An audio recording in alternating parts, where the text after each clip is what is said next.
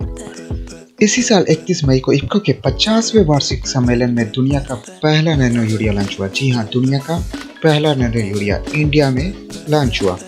इसे America, France, Germany, Britain जैसे किसी दूसरे डेवलप्ड देश ने नहीं तैयार किया, बल्कि हमारे देश के साइंटिस्ट और इंजीनियर्स ने इसे कई साल की मेहनत और शोध के बाद तैयार किया है। तो चलिए अब ये जानते हैं कि ये नैनो यूरिया है क्या। Nano urea is a source of nitrogen. Nano urea क्या है? नाइट्रोजन का एक सोर्स है। आपको पता ही होगा किसी भी प्लांट को टोटल 18 प्रकार के पोषक तत्वों की जरूरत होती है, जैसे कि zinc, magnesium, sulphur, boron, calcium, potash. इसी टाइप से टोटल 18 प्रकार के पोषक तत्वों की जरूरत होती है, जिसमें 3 जो सबसे ज़्यादा जरूरी है वो है nitrogen, phosphorus, potash. Nitrogen, phosphorus, potash. और नैनो यूरिया में क्या होता है? नाइट्रोजन होता है। तो नैनो यूरिया का क्या काम है? नैनो यूरिया का ये काम है कि प्लांट का जो नाइट्रोजन रिक्वायरमेंट है उसको पूरा करना। तो चलिए अब कुछ इसके फीचर्स को देखते हैं, इसकी क्या विशेषता है और ये कैसे कन्वेंशनल यूरिया से अलग है।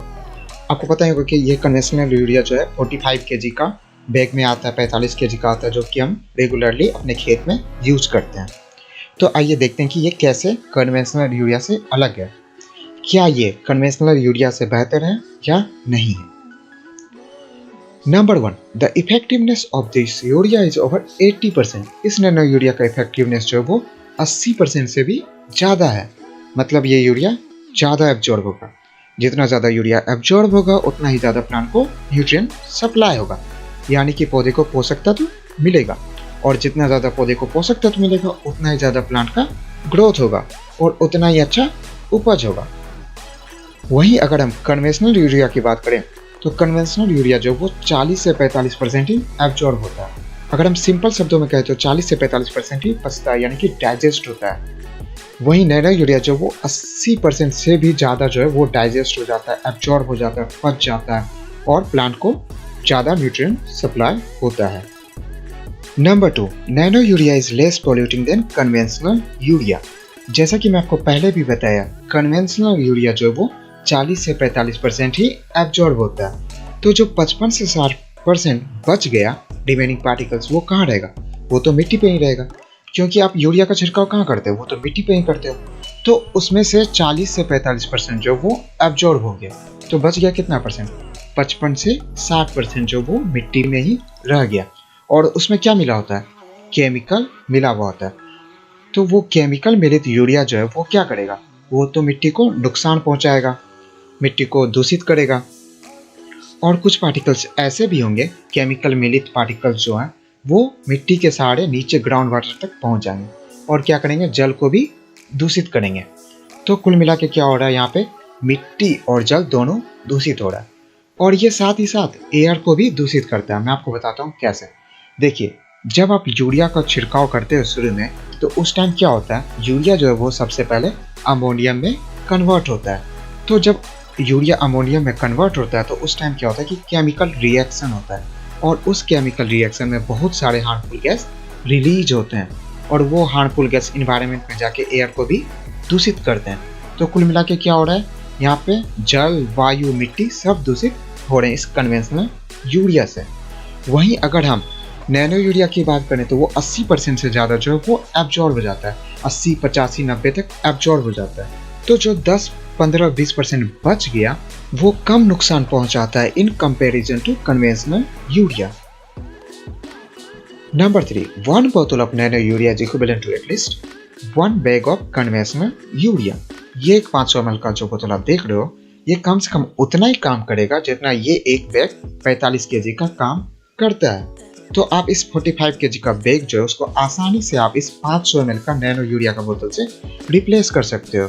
तो मतलब ये हो गया कि ये 500 ml का बोतल आप यूज कर सकते हो इस कन्वेंशनल यूरिया, ये 45 kg का कन्वेंशनल यूरिया, उसके बदले आप ये नैनो बोतल को आप यूज कर सकते हो। Number 4, 8% higher yield and 2000 additional profit. देखिए, जब कोई भी प्रोडक्ट डेवलप होता है तो उसको एक ट्रायल फेज से होके गुजरना होता है, जिसमें ये चेक होता है कि ये प्रोडक्ट कितना सही है, कितना काम कर रहा है, इसका कोई साइड इफेक्ट है या नहीं है। ये सब चेक होता है इस ट्रायल फेज में। तो जब नैनो यूरिया को डेवलप किया गया तो ये भी एक ट्रायल फेज से होके गुजरा। इसका ट्रायल जो है वो 94 से ज़्यादा फसल पे हुआ, जिसमें 1100 से ज़्यादा फार्मर्स को शामिल किया गया। बहुत सारे अच्छे रिजल्ट्स आए इस ट्रायल फेज में, लेकिन जो सबसे अच्छी बात निकल के आई वो ये थी कि इस प्रोडक्ट ने ऑन एवरेज 8% तक यील्ड को बढ़ा दिया। औसतन 8% उपज जो वो ज़्यादा हुआ पिछले बार से।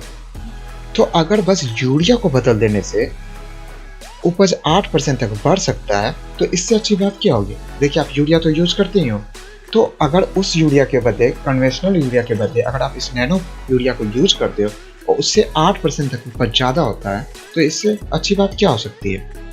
और अगर हम ICMR की रिपोर्ट की माने तो इस प्रोडक्ट को यूज करने से किसान को 2000 रुपये प्रति एकड़ का अतिरिक्त मुनाफा होगा।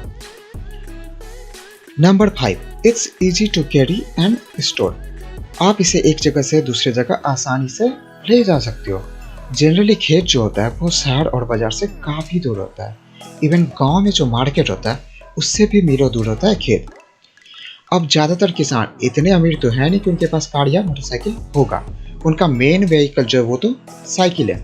अब समझिए, आप साइकिल पर कैरी करके इस 45 kg को पैकेट को मार्केट से खेत ले जाना कितना मुश्किल काम है। अगर खेत ऑन एवरेज 4 किलोमीटर भी दूर हुआ तो मार्केट से आपको आधे से 1 घंटा लग सकता है खेत जाने में।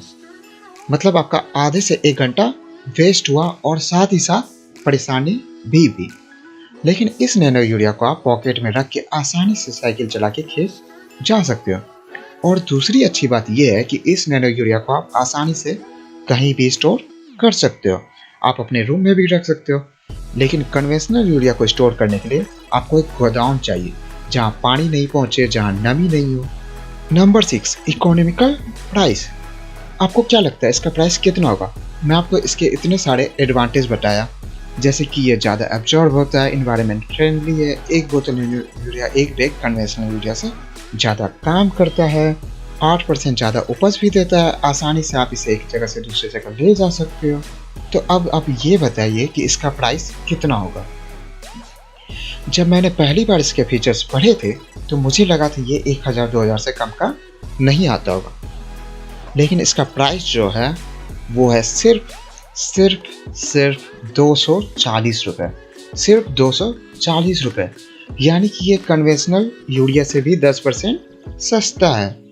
एक 45 kg ग्रेनुलर बैग जो है उसका स्टैंडर्ड प्राइस 266 रुपये है, वहीं इसका प्राइस 240 रुपये, यानी कि 26 रुपये सस्ता, यानी कि 10% सस्ता।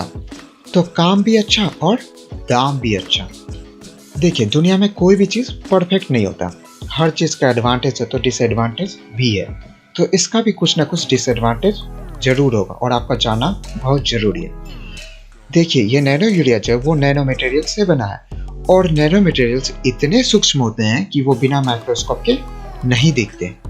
इवन आपका जो स्किन है उसमें जो पोर्स होते हैं, यानी कि छिद्र जो होते हैं, उससे भी ये यूरिया जो वो आपके बॉडी में एंटर कर सकते हैं।